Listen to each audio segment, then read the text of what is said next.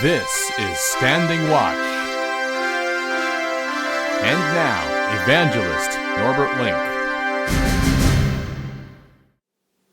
Greetings, everyone, and welcome back to our Standing Watch program. Today I'd like to talk about some alarming incidents and developments happening in Germany. Alarming, and they should be of great concern for everybody looking at what is occurring over there. I'd like to start with an article by News, N-I-U-S, News, written on October 23. Attack on freedom of expression and of the press. This morning the police were at the door of Professor Norbert Bolz, one of Germany's most prominent conservative journalists. The media scholar is a regular guest on Welt TV. His offense?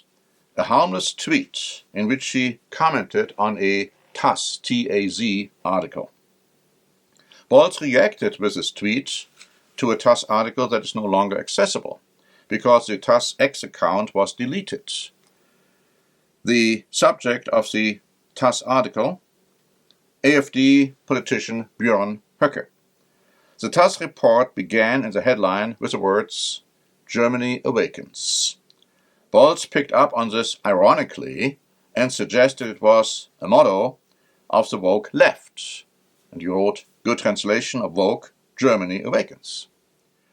A police officer gave Bolz some words of advice. You should be more careful about what you post in the future. News spoke with Norbert Bolz and asked, how do you feel now? Bolz, I have arrived in reality. I usually write and talk about this world. It's uncanny when this reality suddenly appears at my doorstep. I cannot say I am shaken. That would mean I didn't expect it.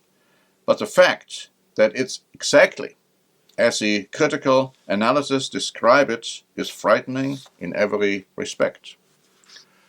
The Tiergarten District Court in Berlin, at the request of the Public Prosecutor's Office, authorized a search of Norbert Bolz's home, including access to his personal devices. This is based on an investigation under Section 86a of the German Criminal Code, use of symbols of unconstitutional organizations.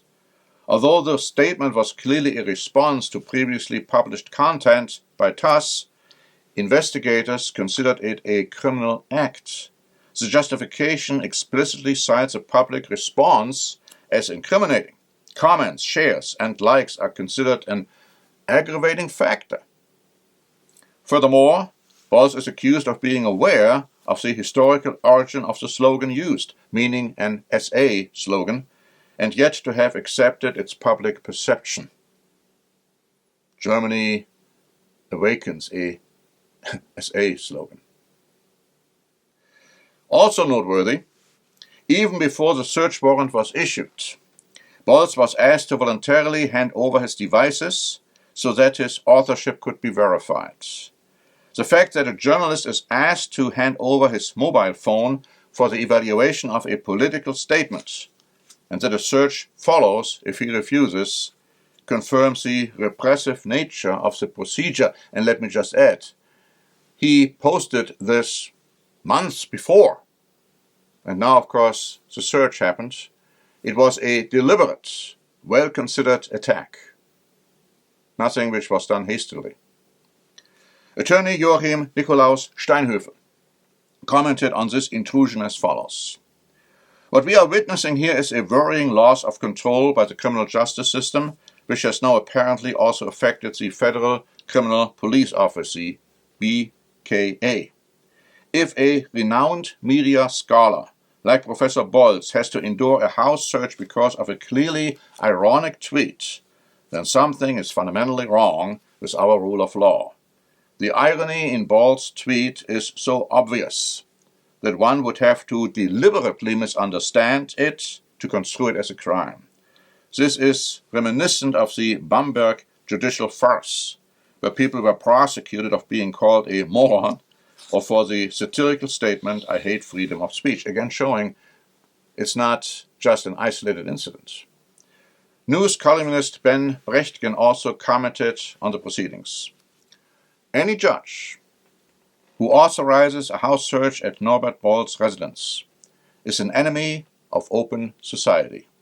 Any police officer who carries out such a search would have been a police officer in the GDR, East Germany. Any journalist who is not outraged by this would have a secure job in Russia.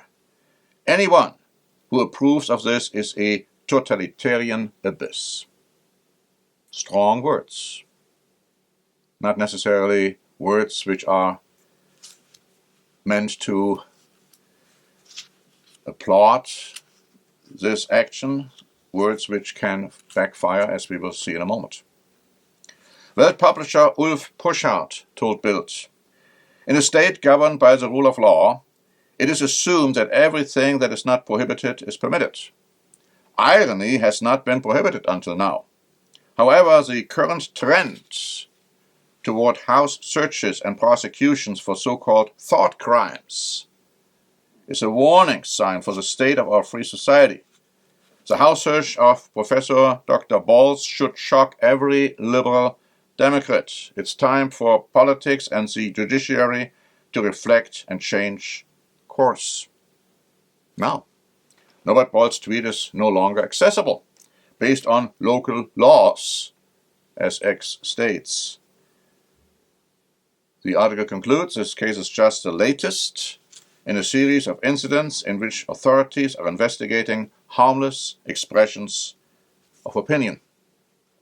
Before I continue, let me just say that Germany's path into dictatorship and the persecution of those who publish their opinions, which are not that popular, is clearly evident. As we will see later, this was an article published by News, and this was dangerous for News to do, as we will see. But let's first of all talk about how did this all come about. Bild Online wrote on October 27. 4 police officers rang the doorbell of author Norbert Bolz on Thursday because of a satirical tweet, "House Search." It later emerged that the state-run portal Hessen gegen Hetze, Hesse against hate, had forwarded the post to the authorities, thus setting the whole case in motion. A Bild investigation revealed that there are more than 50 such state-run reporting centers in the country. In addition, there are dozens of private portals. These centers cover, among other things, anti-Muslim, anti-black, anti-Asian racism, queerphobia, anti-Semitism, and extremism. Most federal states operate their own reporting centers. Some are direct partners of the Federal Criminal Police Office, the BKA. Anyone who finds such content online can report it anonymously to the portals with just a few clicks. Staff there, including political and social scientists, evaluate the posts. Anything they deem inappropriate is forwarded to the Federal Criminal Police Office. But that doesn't necessarily mean it's actually criminally relevant. A mere feeling of unease is enough to start with. The criticism of internet surveillance is therefore massive. The accusation: the state is engaging in opinion control and deliberately intimidating critical voices. Furthermore, the terms hate speech and incitement to hatred are not found in the law. Legally, it's unclear what they are supposed to mean. State governments recently supported these portals with several million euros. Again, it looks to me, that's my opinion, which apparently is no longer protected, that these are methods which could have been used, actually were used, in the Third Reich, or the former GDR. Now, Bild Online then published the following commentary on October 24. 4 police officers entered the apartment of Berlin professor Norbert Bolz. According to the basic law, such an intrusion into a home is only permitted in cases of imminent danger course, wasn't the case because this was already an old post, or with the authorization of a judge. A Berlin magistrate had authorized the search, and that is a problem. 3 authorities failed. The state reporting agency Hessen gegen Hetze reported the professor to the Federal Criminal Police Office, even though the accusation was clearly unfounded. The BKA forwarded the report to the public prosecutor, who applied for the search warrant. Now the judge, Magistrate Dr. Frecke, should have put a stop to it. He did not. One might want to laugh about it, but it's not funny. In Bolz's case, the instruments meant to protect citizens from the state have failed. That is very disturbing. And as I said before, this is by no means the first time in Germany that the state has been guilty of unlawful and arbitrary measures against German citizens. I only want to remind all of you of the coronavirus debacle. Now this seems to become gradually routine. A certain agenda is being followed, very clearly. In another comment from October 24, Bolz says, the BKA, the Public Prosecutor's Office, and the local courts have made themselves ridiculous, or they acted in a politically motivated manner, which they are not allowed to do. I would say both is true. And so the question is, will the BKA, the Public Prosecutor's Office, and the local court, will they apologize? Will they be held responsible and accountable for what they did? Well, of course, you know the answer. And so, what happened now to news? They wrote this article, which I have quoted before. Taz, T-A-Z, wrote on October 27. The Berlin Public Prosecutor's Office is investigating Julian Reichelt, editor-in-chief of the news portal News, on suspicion of incitement to hatred. The investigation concerns a post on the platform X from April 1.